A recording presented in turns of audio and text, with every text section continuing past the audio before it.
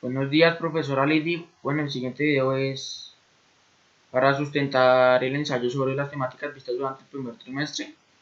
Entonces, la primera temática vista o trabajada durante el primer trimestre fue la materia, que es todo aquello que nos rodea y está compuesta de átomos. Se clasifican en dos ramas. La primera, sustancias puras, y la segunda, mezclas. Las sustancias puras también se dividen en dos ramas, que son los elementos, que son átomos del mismo tipo y no se pueden descomponer. Y puede ser, algunos ejemplos son el carbón, el oxígeno, el hidrógeno, el oro y el helio. También están los compuestos, que son la unión de dos o más elementos y se descomponen por medio de procesos químicos. Y algunos de estos son la sal, el metano, el alcohol o la glucosa. La otra rama de la materia son las mezclas, que son la unión de dos o más sustancias puras y pueden ser homogéneas o heterogéneas. Las homogéneas son mezclas de una sola fase, lo que significa que no sean las sustancias que son usadas para su fabricación. Y las heterogéneas son aquellas que tienen dos o más fases, como es el caso del agua, el agua y el aceite o la arena y las piedras. El segundo tema que vimos fue los estados de la materia y sus cambios. Entonces, la materia tiene seis estados, los cuales son sólido, líquido, gaseoso, plasma, condensado Bose-Einstein y condensado fermiónico. Cuando la materia está en estado sólido, tiene fuerzas de cohesión fuertes, tiene volumen y forma constante y no fluye por sí misma. Cuando la materia está en el estado líquido, no tiene forma fija pero sí volumen fijo. Sus partículas tienen fuerzas de cohesión intermedias y fluye con muchísima facilidad. En el estado gaseoso no tiene forma ni volumen definido, ocupa todo el volumen del recipiente que la contiene, no existen fuerzas de cohesión en la misma y fluye y se comprime con muchísima facilidad. Bueno, cuando está en estado plasma, el estado plasma es cuando la materia se encuentra en altísimas temperaturas. Entonces, es un gas que puede conducir la electricidad y tiene la misma cantidad de cargas eléctricas positivas y negativas libres. Entonces, algunos ejemplos de materia en estado plasma son los rayos y las estrellas. Cuando la materia está en el estado condensado Bose-Einstein, pues es una fase cuántica de la materia y los átomos en este estado están en el mismo espacio pero actúan como un solo átomo. Entonces, este estado solo se da a temperaturas bajas, cerca del cero absoluto, o sea, el cero absoluto es menos 273,16 grados centígrados. Este estado se da cuando se enfrían bosones y este estado es artificial, o sea que es creado por el hombre. Y por último, el condensado fermiónico, que es una fase de superfluido formado por partículas fermiónicas a bajas temperaturas. Es muy usado en la producción de materiales superconductores.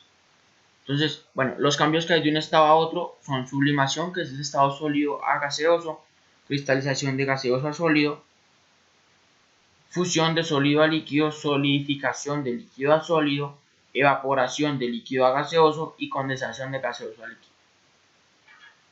El tema siguiente fueron las propiedades variables de los gases y también la teoría cinética molecular, que se resume en los siguientes postulados. El primer postulado dice que toda la materia está compuesta por partículas tan pequeñas que no pueden ser vistas en el microscopio. El segundo postulado dice que las partículas ocupan un volumen determinado y entre ellas solo hay vacío. El tercero dice que las partículas están en continuo movimiento, chocan entre sí y chocan entre con las paredes del recipiente que las contiene, y en esos choques no hay pérdida de energía. El cuarto dice que el movimiento queda definido por dos fuerzas, las de atracción y las de repulsión. Las de atracción también son llamadas fuerzas de cohesión. Y el quinto postulado dice que la energía cinética de las partículas depende de la temperatura de las mismas partículas. Listo. Las propiedades de los gases son efusión, que es la capacidad que tiene el gas para atravesar pequeños poros, el volumen que varía según el recipiente, la difusión, que es la mezcla de un gas en otro gracias al movimiento y el espacio que hay entre las partículas. La compresibilidad, que es la capacidad que tiene un gas de ser presionado y al ser presionado pues su volumen disminuye. Y la fluidez, que es la capacidad de que las partículas puedan desplazarse por algún lugar. Las variables de los gases son el volumen, que se mide en litros, la masa, que se mide en moles, la presión, que se mide en atmósferas, y la temperatura, que se mide en grados Kelvin. Bueno, el último tema visto fueron las leyes de los gases, que es la relación entre las variables de los mismos. La primera que estudiamos fue la ley de Boole, que dice que al aumentar la presión, el volumen disminuye cuando la masa y temperatura son constantes. Después vimos las leyes de Charles y Gay-Lussac. La ley de Charles dice que al disminuir la temperatura, el volumen también disminuye cuando masa y presión son constantes. La segunda ley o ley de Gay-Lussac dice que la relación entre presión y temperatura es directamente proporcional si masa y volumen son constantes. También vimos la ley combinada, que indica que para una cantidad determinada de gas, el cociente entre el producto de presión y volumen y la temperatura permanecen constantes. Y finalmente, pues la ley de los gases ideales o ecuación de estado, que es la relación entre todas las variables de los gases, o sea, masa, volumen, temperatura y presión, y también se usa una constante, que es 0,082 moles por atmósferas